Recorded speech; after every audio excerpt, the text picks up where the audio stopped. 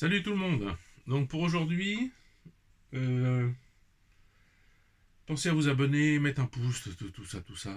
Je vous ai fait une vidéo sur les mamans des soldats, donc j'espère que quand cette vidéo paraîtra, vous aurez fait des dons pour les mamans, pour qu'on arrive quand même à leur payer des taxis, la psy, enfin etc. Vous avez entendu la vidéo, je pense. Euh, la psychologue. Euh, donc je voulais vous dire aujourd'hui que j'ai des nouvelles du front. Alors j'en ai moins parce que mes deux neveux, ben ils sont pas. Donc j'en ai moins. Euh, le neveu Alexei qui a été brûlé, il a eu des gros problèmes. Il a été 6 jours, je crois, en réanimation. Alors comment ils appellent ça? Alors en réanimation, en état stable, lourd. Bon, j'ai demandé ce que ça voulait dire. Ben, ça veut dire ce que ça veut dire en fait. C'est stable, ça va, stable, mais c'est costaud. Euh, il m'a envoyé une photo que je vous ai mis, je crois, sur Telegram. Toutes ces brûlures, tout ça, c'est noir.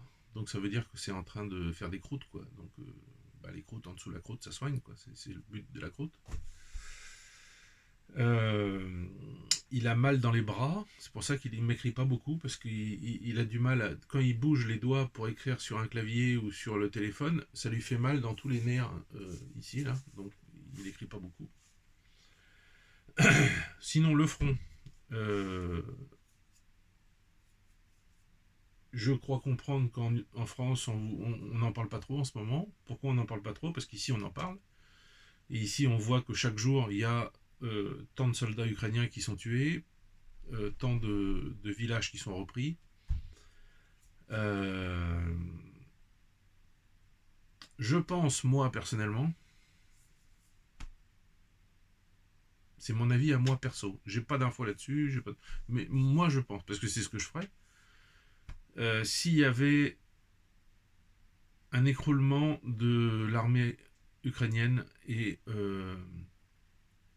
un début qui se rendent, quoi. Enfin, même, même leur nazi préféré, chef d'État, là.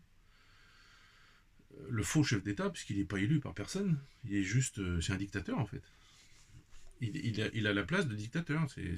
Vous regardez ce que c'est qu'un dictateur, c'est lui, quoi. Exactement. Et je pense qu'à ce moment-là, la Russie mettra un énorme coup de boutoir et prendra un maximum de terre. Moi, j'aimerais bien qu'ils aillent jusqu'à Odessa. J'aimerais bien qu'Odessa redevienne russe. Ça serait super, parce que c'est de là que venait ma famille. Mon arrière-grand-père, il venait de là-bas. Et sur ses papiers, c'est marqué Odessa, Russie. Les papiers de 1906. Voilà. Avant la Révolution, c'était la Russie. Même après la Révolution, c'est après qu'ils ont fait un pays avec l'Ukraine. Ça, c'est après. Mais avant, c'était la Russie. D'ailleurs, Kiev, c'est le berceau de la religion orthodoxe. Hein. C'est de là que ça vient. Hein. Et tout le monde en est conscient ici. Donc sur le front, ça se passe pas mal. Alors, j'ai vu des informations très pertinentes, euh, vraiment pertinentes, qui disent que euh, après avoir fait les décomptes des morts dans les cimetières ukrainiens, par exemple des cimetières de 50 000 places, il y a 30 000 places qui sont prises par des drapeaux ukrainiens, avec un soldat mort. Voilà. Donc ils ont fait sur tout le pays, ils ont calculé. Il y a plus d'1 million de morts ukrainiens. On peut vous dire n'importe quoi hein, sur LFI, tout ça, là, c'est faux. C'est faux. C'est 1 million de morts ukrainiens. Et entre 2 et 4 millions d'handicapés et de blessés. Graves ou pas, ou tout ça. Beaucoup de jambes perdues, beaucoup de bras perdus, beaucoup d'œils perdus, Dieu, un œil perdu, beaucoup de choses comme ça. Donc en fait, pour le bien de BlackRock, des Américains, de Bill Gates, de tous ces trous de balles là, le président ukrainien a sacrifié son peuple en fait. Voilà. Pour résister quoi aux cousins russes qui auraient peut-être pris le pays sans résistance et puis qui auraient remis tout ça debout. Voilà. Donc au nom Boris Johnson, Biden, tous ces malades mentaux, euh, tous ces gens sont morts pour ça, et c'est hyper triste. Et vos médias ont l'air d'en avoir rien à faire, mais ils s'en fichent, mais alors qu'il y a des millions d'Ukrainiens qui sont morts, mais alors, c'est à vomir. Bon bref, donc sur le front ça va, et donc le calcul a été fait voilà pour les Ukrainiens, et il a été fait aussi pour les Russes. Et pour les Russes, on est en 3 ans de guerre là bientôt. On est combien? On est le 7, donc le 24, le 22 je crois, c'est les 3 ans. On est à peu près à 52 000 morts russes. Alors, 52 000 morts de l'armée russe. Après, on peut rajouter à ça 20 000 ou 22 000 morts de Wagner. Euh, alors Wagner a fait des trucs, par exemple, c'est eux qui avaient recruté dans les prisons russes. Et quand ils étaient à Bakhmut, par exemple, ils envoyaient les prisonniers équipés, tout, à l'assaut.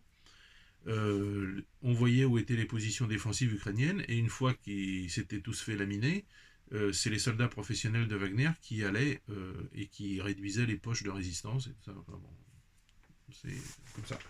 Tout ce que je vous dis. Ils ont fait, ils ont fait. Bon, c'est sûr que ça serait une solution pour la France, hein, pour faire des places en prison. Voilà. En Russie, ils ont fait des places en prison. Bref. Alors j'ai appris aussi qu'il y a pas mal d'Africains qui sont engagés dans l'armée russe, des Africains qui étaient étudiants en Russie et qui ont, parce qu'au bout d'un an ils ont la nationalité russe, ou 6 mois je crois, ou un an, je sais plus. Donc ils se sont engagés dans l'armée russe, des jeunes, voilà, qui sont motivés. J'ai vu des vidéos, j'ai vu des sujets, et on me l'a dit aussi, des gens que je connais qui sont là-bas, et c'est des gars, ils sont marrants, ils sont volontaires, quand ils sont derrière, ils font les cons, ils jouent de la musique, ils dansent, ils font tout ça, mais quand ils sont au combat, ils sont au combat. Disons qu'ils ont eu la formation russe. Les soldats souvent que vous avez en Afrique, ils sont pas très bons au combat parce que ils ont la formation africaine, quoi. Et, bon, puis ils sont là-bas. Et quand ils sont en Russie, ils n'ont pas le choix. Il faut faire comme les Russes. Donc ils sont très bons. C'est des bons soldats. Euh, voilà, donc ce que je voulais vous dire du front, c'est ça. Et comment vous dire, il y a une unité française aussi qui s'appelle Normandie-Niemen, très bien, très très bien. Euh, c'est une bonne chose. C'est une bonne chose que ça existe. C'est une bonne chose que j'espère qu'il y a eu des sujets qui ont été faits sur Russia Today et puis je sais pas, d'autres trucs, d'autres médias. J'espère que vous les avez vus parce que ça vaut le coup d'entendre leur chef là qui parle bien et puis qui a été courageux. Il est d'une mère, je pense, du Donbass et d'un père français. Et quand il y a eu le début de la guerre dans le Donbass en 2014, quand l'Ukraine a voulu tuer tout le monde, en fait, c'est ça qui a commencé la guerre, hein, en fait. C'est quand les Ukrainiens se sont préparés à rentrer dans le Donbass, enfin, sont rentrés dans le Donbass pour faire la guerre, pour exterminer. Voilà, comme disait Poroshenko à l'époque, c'est des singes, c'est pas des humains, enfin bon, bref. Voilà comment l'Ukraine parlait des gens du Donbass. Et après, il s'étonne qu'ils se soient rebellés. Bah, bien sûr. Donc ce jeune-là, il a été là-bas pour défendre le pays de sa mère, quoi. Donc bravo à lui. Vraiment bravo.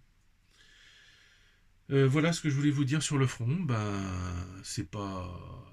Tout va bien. Euh, Il y en a un qui m'a dit on a bien à manger. Alors, ils ont les rations, mais ils ont aussi la possibilité.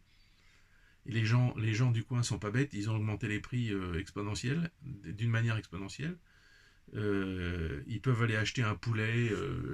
Il y a des gens qui sont là dans les villages, ils ont des poulets et tout ça. Ils peuvent leur acheter un poulet, ils peuvent acheter un cochon, ils peuvent acheter une chèvre, enfin ce qu'ils veulent faire. Mais ça coûte hyper cher, quoi. Parce les gens savent que les soldats, ils ont des grosses payes. Et s'ils veulent se l'acheter, ben, il faut payer.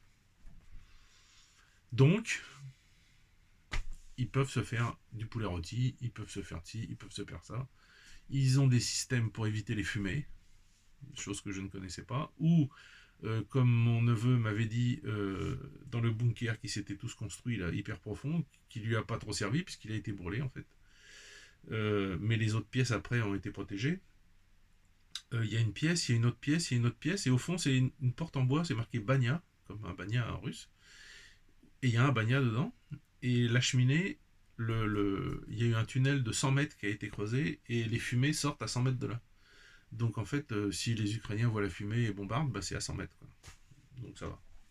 Ils n'ont jamais eu de soucis, du coup, ça a été bombardé là-bas, sauf le jour où un drone a lancé une grenade incendiaire, évidemment, le truc bien interdit. De toute façon, les Ukrainiens ne font que ça. Ils bombardent les villes, les villages, les civils, même avec les drones. Hein. Ils arrivent avec les drones, ils voient que c'est des civils, boum. Il n'y a aucun militaire dans la zone. C'est incroyable. Ils bombardent les villes, Belgorod, tout ça, et ils se reçoivent des missiles régulièrement. Bon, voilà. Donc c'était le sujet du jour. Voilà. Allez, à plus.